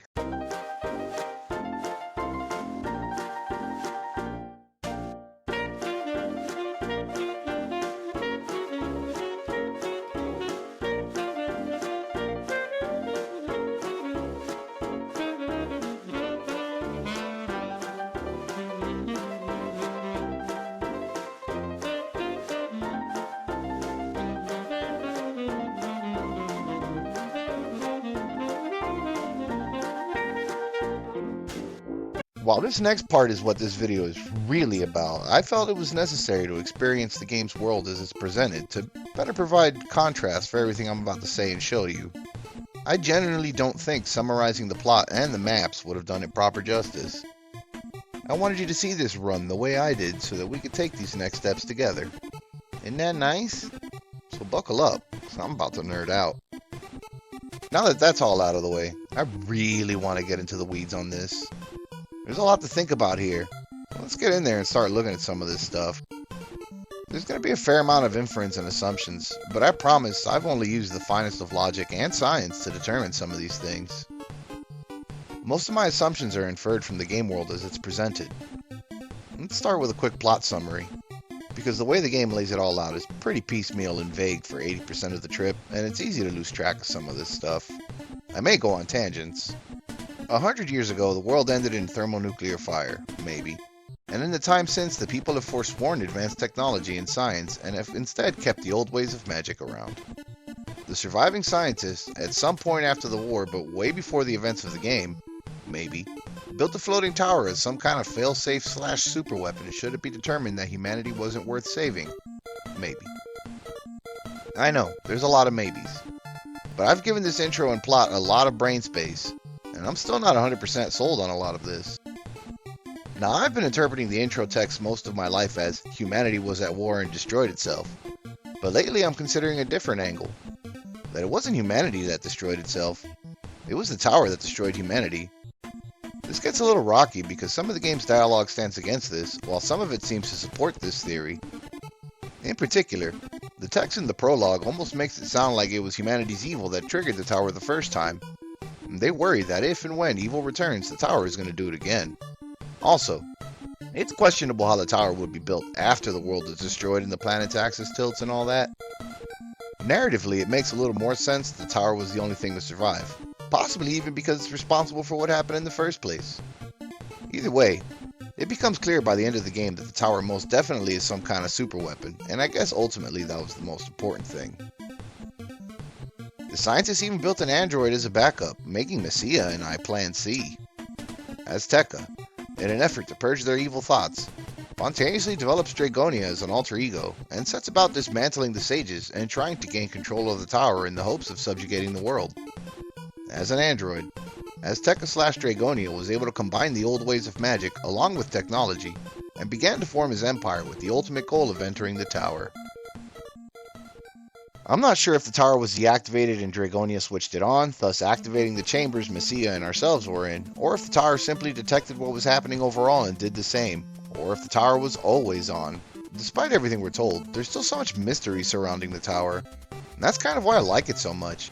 You build the damn thing up without ever really getting all the answers.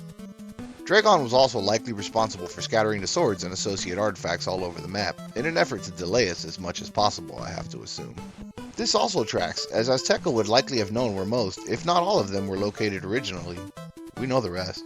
We just saw the whole damn game.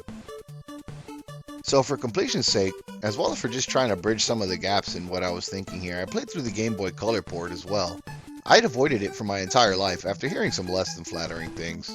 While I'm not going to list everything I dislike about that port, I will take the time to mention that they replaced the most excellent original soundtrack with a giant pile of garbage, so that's nice. I will, however, discuss some of the changes made to that version in order to demonstrate how it differs from the NES edition, for better or worse. The story is made a lot less vague, and in my opinion loses some of its charm as a result, although some of my questions were answered. The intro is far longer and includes way more information. Once again, the Earth was ravaged by war, although things immediately take a turn as we forego the axis tilt bit and instead focus on how after the war, a group of humans suddenly discovered magic. The strongest among these, Tamalik, set about restoring the scorched earth along with his buddies.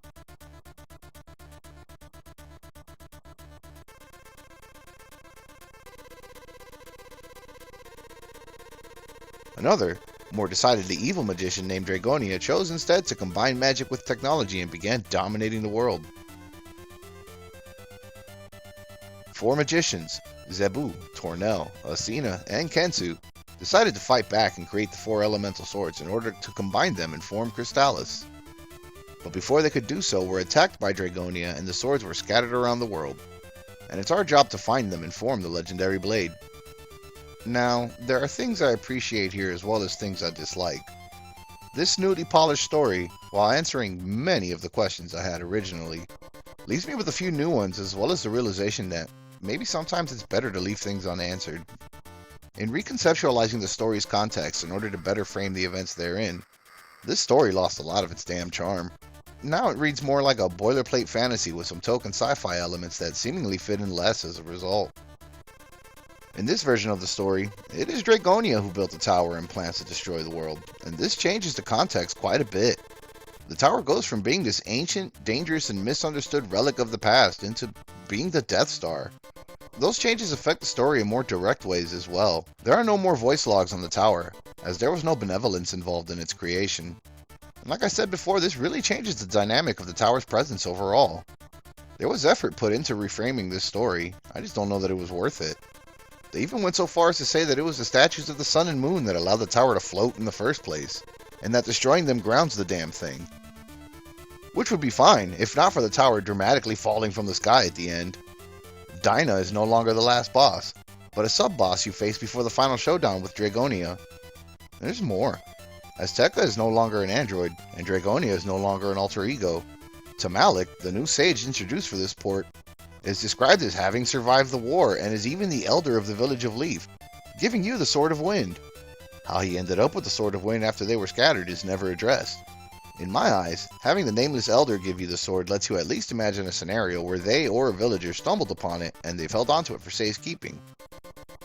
One of the main characters having the sword after they've supposedly been hidden seems a little dissonant to me. There's other changes as well. Some of the cryptic sections have been changed, with things like Akahana's statue and the Kirisa plant actually having a visible icon in the world, making them hard to miss. In fact, most of the cryptic bullshit has been replaced with an almost offensive level of hand-holding, with a sage often teleporting into a scene where they previously only contacted you telepathically to outright tell you what your next move is or what item you're looking for and its location, thus eliminating the need to speak to a majority of the game's NPCs. This is a weird decision, as while I can see where they're coming from, this removes a lot of the flavor from the game world. Having to talk to everyone made the world feel less sterile and more like an actual place to a degree. With this new game flow, they're basically reduced to set dressing, and this applies to the recurring characters, whose presence and dialogue were woefully diminished, to the point of even cutting their last words short and removing almost all the impact those scenes had in the first place. Even Blue Guy was replaced with the chubby innkeeper model. Look at this dude. I could go on, but overall these changes mostly diminish the experience and remove a lot of the charm that comes from its vague storytelling, turning it from a post-apocalyptic fantasy RPG into something a little more standard. Sure, it's easier to read, but is it worth it if what I'm reading feels dumber because of it? Before, Crystalis served not just as a sword to destroy Dinah, but also as a key to destroy the tower. Now it's just going to kill Dragonia because the magicians think it will work? It's the sword the whole damn game is named after, and they removed its whole reason for existing in order to make it the arbitrary sword of legend TM. It's as if its personality has been sanded off in an effort to streamline it. And I've said that same thing before in my Outlander video, but it bears repeating here, along with something else I brought up in that video, namely how Outlander preceded a lot of media that has ended up shaping our image of the post-apocalypse, and was instead based on older properties, stuff like Mad Max, Fifth of the North Star, Boy and His Dog, etc. By that same thread of cinematic comparison, Crystalis has more in common with Zardoz than it does those other titles. This is a different view of a world after an apocalypse, not taking place in the immediate aftermath, but a few generations further, where the tales of the end start becoming legends instead of facts. Oral tradition begins to diverge after a few generations, and this makes for a unique frame of reference. In this game, the apocalypse is over. Not recently over, but almost feeling like ancient history over. The Leaf villagers aren't survivors, but they represent the descendants of survivors. This makes the old world less of a memory and something almost approaching folklore by this point. Now, an astute mind would point out that some Fallout games take place more than 100 years after the war, and while this is true, those games also aim to portray a much bleaker and arguably less realistic view of humanity, as well as not having any fantasy elements. Humanity in Fallout has barely moved the needle outside of a few large factions, You hardly see any agriculture, and it's hard to logically hang on to the notion that everything is still irradiated after so long. For all intents and purposes, that has very much become a performative post-apocalypse. In contrast, Crystalis makes some more deliberate choices and concerns itself more with what happens after humanity has had enough time to mythologize the past. The opening narration frames technology as forbidden magic, and by the time the events of the game begin, advanced science and ancient sorcery have become functionally indistinguishable.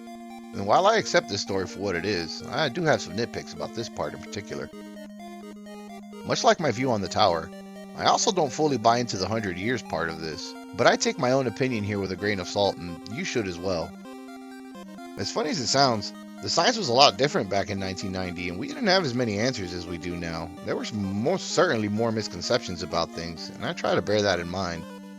However, this plot suffers from something beyond things like axial tilt. It suffers from Demolition Man syndrome. Not enough time is said to have passed for any of this to make any kind of sense. How many generations can you realistically squeeze into 100 years? 3? Maybe 4? There's definitely a non-zero chance that someone besides Azteca was alive when the war occurred. In fact, if we consider that it's very possible that the tower was around before or during the war, it stands to reason that our character and Messiah were as well. While we're described as youths, we're told that we helped create the tower itself, so that is confirmed. But to think that in the span of a century, the war and the aftermath would be so watered down or forgotten that only the sages speak of it, and almost never directly? Something to think about, if nothing more. Another thing I praise this game for is its variety. Now obviously the core gameplay loop here is shoot, sword, kill, monster, and that's fine, even expected for a game from this era. What's not as expected, however, is just how many verbs Crystalis throws at you. Not necessarily new combat mechanics, but different ways of interacting with the world as a whole. A lot of older games were content enough asking, can the player kill this enemy? Wherein Crystalis repeatedly seems to ask, can the player fully understand and interact with the world at this moment? The elemental swords are really a perfect example of this. At face value, they do more or less what you expect them to do, but the game never stops and explains elemental affinities in the modern sense. You discover it because your sword goes clang and does absolutely nothing. That's good game design because the lesson comes from playing the game and not an exposition dump. It happens and you adjust. I have some more examples, ranging from tenuous to pretty solid. Getting to travel on the Dolphin, while only for one section of the game, allows you to appreciate the implied scale of the world, and maybe even makes you rethink the geography, but more on that later. The telepathy ability, while of questionable efficacy, provides an opportunity to turn what would be regular NPCs in any other game into your speed dial list, hopefully getting a nugget of useful information out of them in the process. The change spell basically enables social stealth, and paralysis can spontaneously create moments of non-combat as well as bolstering the social stealth angle even further. Teleportation magic reshapes your relationship with distance in the game, as does flight, in addition to introducing a level of verticality. The rabbit boots also accomplish this, letting you Air Jordan over your enemies. For an almost 40-year-old game, that's a surprisingly broad toolbox they let you play around with, if not particularly deep overall. And on depth, it's stranger still that most of those mechanics only show up a handful of times. A modern game would most certainly be tempted to build entire systems around them. Crystalis basically treats them as one-off ideas. What if we could disguise ourselves as a Dragonian? What if we ride a dolphin?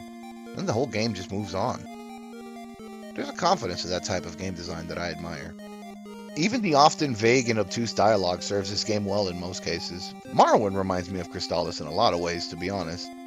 Both games operate under the assumption that information is a part of the gameplay. And while the majority of games tend to separate gameplay, story, and navigation, games like Morrowind and Crystalis blur those lines together. The directions are the quest marker, and the rumor is the objective. But because Crystalis is a relatively small game, it mostly gets away with this. You aren't searching an entire continent looking for some random trinket, or a hermit in some long-lost dungeon. You're trucking through a handful of interconnected regions at most, so when an NPC says something odd or out of place, it feels meaningful rather than exhausting. This is an important distinction, because while Morrowind gives you a journal to track your pertinent information, Crystalis just lets you raw dog it most of the way through. A first playthrough, with no maps or walkthrough, could reasonably take someone 10 or so hours. I managed this run in 6 and change, mostly going off of memory, but to be fair, I played this a lot as a kid. Leaning on NPC dialogue for clues gives this game grounding, even if it does sometimes feel like the lines are coming from a mistranslated fortune cookie. However, and this ties into what I said earlier, the nebulous dialogue here almost lends credence to the idea that more than 100 years have passed and what used to be facts are slowly becoming legends. And speaking of the NPCs, the game goes through the effort of introducing you to recurring characters. They're easy enough to overlook because they're not particularly sophisticated by modern standards, but at the time they helped to create the illusion of a persistent world. Akahana is a great example. He's not just a quest dispenser, or someone who just gives you an item now and then. He's a dude you keep running into, at least until a point. Every time he shows up, he's in some new predicament. Stom is another one. The guy spends the whole game aura farming and wishing he could mog you only to get wiped when his big moment came. The game creates a supporting cast that maintains a presence throughout the majority of the game, and you develop relationships with them over the course of the adventure. Not deep relationships, granted, but enough to make the world feel inhabited and alive in a way that stands out. Even Blue Guy, rest his dumbass soul, was a part of that world building effort. I would also take this opportunity to point out that the Game Boy Color port goes so far as to rewrite almost all the NPC dialogue and removing some of the unique and bizarre character a lot of these individuals had. Stom goes from wishing for a rematch to glazing you, and even the first disciple of Zebu loses his little power trip and becomes your typical soft villager speaking to the Chosen One. These are little things, but overall they make an impact whose presence is definitely noticed when removed. Now, a lot of NES games feel like they're built around a central mechanic or conceit, because they are, and I suppose this one is as well, shooty sword. But moreover and beyond that, Crystalis also feels like it's built around a secondary sense of wonder and discovery. Things keep happening that are outside the realm of what you'd expect from a game like this. Riding a dank dolphin, talking to animals through telepathy, turning into someone else, finding a hidden village full of dwarves, meeting one of those reoccurring characters again, and discovering that the world is actually post-apocalyptic and it's not all just some legend. The game is constantly handing the player little surprises, like a breadcrumb trail of wonder and weird shit in equal measure. Items, spells, encounters, conversations. The game drip feeds you these things at a pace that doesn't stoop to condescension or even force. Maybe a little arbitrary at times, sure, but it never feels out of place or old. Speaking of the world, I felt an urge I've not felt since my days as a DM. I wanted to visualize the world of Crystalis as an interconnected whole and not a series of screens, so I grabbed some images of the game's maps and stitched them together. Now, it's not at all to scale, and I've left the various maps the size they were presented in, and only took the artistic liberty of scaling up the Angry Sea to better represent its position as the boundary between two continents. Look upon my works, and despair.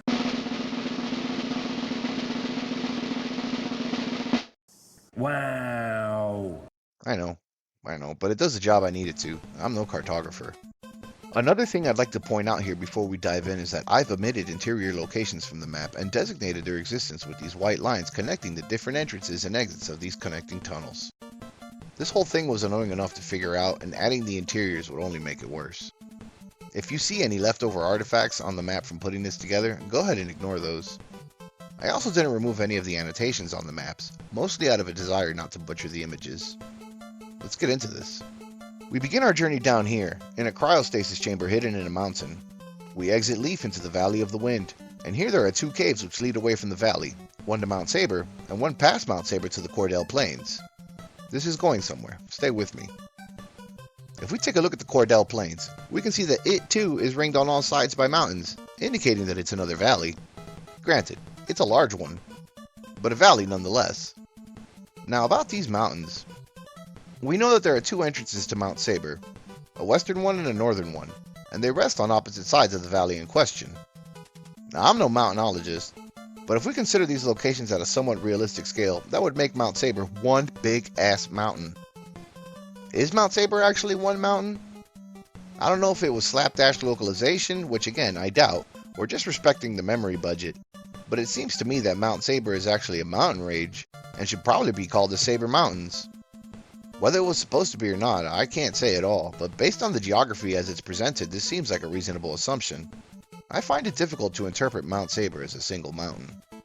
This mountain range may very well be the mountains we see on the east side of the Valley of the Wind, and possibly even where our cryo chamber was hidden. Bryn Mawr itself is without a doubt nestled into Mount Saber, and this raises some interesting implications on its own. The majority of the game's towns and villages are sequestered in valleys or mountain ranges, with Portoa, Joel, Goa, and Sahara being the exceptions. Even those locations are telling, as this all paints a picture that the game never explicitly states, but instead silently implies, and that's that civilization survived in protected pockets throughout the entire world. Almost every major settlement sits in naturally defensible terrain. Leaf and Bryn Mawr are tucked into a mountain. Oak is hidden behind a maze of rivers, mountains, and a toxic forest. Amazons occupies what amounts to a sheltered basin. Goa itself sits behind multiple natural and artificial barriers. Joel is on an island. Nadairs is on a mountain pass. Chiron is nestled in Mount Hydra. Swan is between a coast and a mountain range. And even the zombie town is also on an island. Viewed through the lens of the post-apocalypse, this is less video game level design and more like population settling where survival would be easiest, with Nadairs maybe being the exception to that rule. If the old world did in fact end in fire and chaos, valleys become very attractive places to settle, as they tend to have access to water, arable land, natural windbreaks, and general protection from hostile groups. That gives the world a surprising amount of realism. While Mount Saber, or the Saber Mountains, are depicted as a harsh and unforgiving place, the fact that so many settlements are ringed around it suggests the opposite. Saber serves as a cradle that allowed these villages to survive, to re-establish agriculture and maybe even simple trade routes between them. Now, this is never so much as mentioned at all in the game, but the existence of the various stores implies that there's some kind of logistics chain keeping these taverns and shops supplied. I feel confident in saying that there is likely some form of trade occurring between at least some of these towns. Travel is clearly possible as we see multiple civilian NPCs move to different locations around the world. Granted, most of them die, but it's never from a wild animal attack while out on the trail. Even the existence of Nadairs on Mount Saber proves that, at least until Dragonia, there was enough travel going on to warrant building a place on the path through the mountain. Also, a little more on the mountains. Mainly the fact that they dominate the whole world. The stitched map reveals something you don't really feel while playing, and that's that the world we see is mostly mountains. The traversable regions are actually narrow corridors connecting isolated pockets of civilization. Now, a lot of fantasy RPGs usually imply vast kingdoms and huge tracts of land. Instead, we're seeing the opposite here. The inhabited world appears fragmented in a way that demonstrates the simple truth. Civilization hasn't reclaimed the planet yet. It's got a long way to go for that. That's a subtle differentiation, and it makes the world feel smaller than it should. Looking at the complete map, there's only a handful of routes connecting the major regions. The result is a world that resembles a chain of isolated communities rather than a nation-state of any kind. For me, that raises another interesting question. Is there even an empire to be established here in the traditional sense? Or would this just be a collection of surviving settlements loosely connected by trade and common culture? The geography almost supports the latter interpretation, at least until we take a look at a few other places, like Portoa. Now, Portoa is a weird outlier, and it's probably one of the few places that feels economically positioned rather than defensively so. It's coastal, easily accessible, and connected to maritime travel. If this were a real world, Portoa would likely become disproportionately important because it possesses something most of the other settlements don't: access to long-distance trade. Everybody else is trapped behind mountains, whereas Portoa can easily reach the ocean. That potentially makes it the richest settlement despite maybe not being politically dominant, and it certainly appears that way when you walk around the town. None of the other towns really carry themselves in the way Portoa does, and the fact this is established visually as well as hinted at through NPC dialogue makes it stick out to me. It's got a big fancy castle, and the people here seem happier than most. Portoa, by all metrics, seems to be the one place that is truly thriving. Speaking of the ocean, I feel that the Angry Sea is a lot more important than the game lets players realize. I think scaling it up helped bring this into focus for me, truthfully. While you're playing the game, it just kind of feels like, oh nice, ocean level. But when you see it as part of the whole, it changes into something else. It becomes the barrier separating entire civilizations. The ocean is the thing preventing the two halves of the game world from functioning as a unified society, and that has enormous implications for the world as a whole. Trade and communication become far more difficult. Political authority weakens over distance and becomes harder to enforce. Knowledge spreads slower, and the world becomes more fragmented as a result. One could easily see how a military force wresting control of this passage could complicate matters. If we head north from the sea and past Swan to the fields of Goa, we can also take another look at it and see that Goa is a strategic gold mine. One thing that struck me when seeing the world map is how central Goa seems to be to both the world and the Dragonian Empire. Not central in terms of screen position, but in terms of movement. The game's routes eventually converge towards that area, making it a veritable choke point before the floating tower, and to be honest, that's exactly where an upstart imperial power should want to establish itself. Historically speaking, controlling bottlenecks often mattered more than controlling vast amounts of territory. The Empire doesn't need to occupy the entire world if it controls the roads connecting it. It's a shrewd move, again only quietly implied by the city's location in the overall scheme of things. The village of Swan serves as an imperial checkpoint for anyone approaching by the Angry Sea, making Goa well fortified. And since I mentioned the floating tower, let's go take a look at that real quick. Now on paper, it's the final dungeon where you fight the big bad, and most players will likely experience it in the same way I did during this run. The room to the final dungeon appears and we just kind of teleport to it. But when you look at it on the map, it almost becomes a geographical axis around which this whole world revolves. If the tower is supposed to be a remnant of the old civilization, which it most certainly is, being centrally located makes the most narrative sense. Think about how many ancient capitals emerged. At crossroads, river junctions, trade bottlenecks, and overall in strategic centers. If there was a technological civilization before the war, a centrally positioned megastructure is exactly where you'd expect to find anything left of it, let alone a giant floating tower. Even if the developers weren't consciously thinking in those terms, the symbolism still works. Humanity destroyed itself and fled to the margins, while over a century later the greatest relic of the old world still stands at the center. That's a neat visual metaphor that really ties the room together. And when we put all these pieces together, we have an almost complete picture of this world as a whole. I think there's even a discussion to be had about the people in the world and the culture that developed in the wake of the apocalypse. The people choosing to shun technology is a very real and palpable response to technology destroying the world, and likely mirrors what might very well happen in the aftermath of actual devastation. While not as drastic as a return to tribal life a la Fallout, it makes its point clear enough. The people are operating on an almost medieval level of civilization, with some important distinctions. The highest technology we see in any town might just be a well, and this hints at some things that are a little deeper. This game isn't representing a technological collapse after the war, but rather a philosophical rejection of technology. The opening narration tells us that humanity's own creations nearly wiped it out. Magic wasn't kept around because it was better than technology. It was embraced because technology had become synonymous with extinction. That's practically a civilizational level trauma. The descendants don't simply lack the knowledge to rebuild, they've decided they shouldn't. Even the simple presence of the well is telling, because it illustrates that the society isn't primitive, but rather being selective. All in all, people still have masonry, irrigation, bridges, windmills, organized agriculture, metallurgy, large permanent settlements, and presumably trade. So they're not living in the Stone Age, and even comparing it to medieval society isn't really appropriate. Instead, I'd argue that they're living in what I'd almost call a deliberately sustainable society. They've retained technologies that improve daily life while abandoning the ones capable of ending civilization.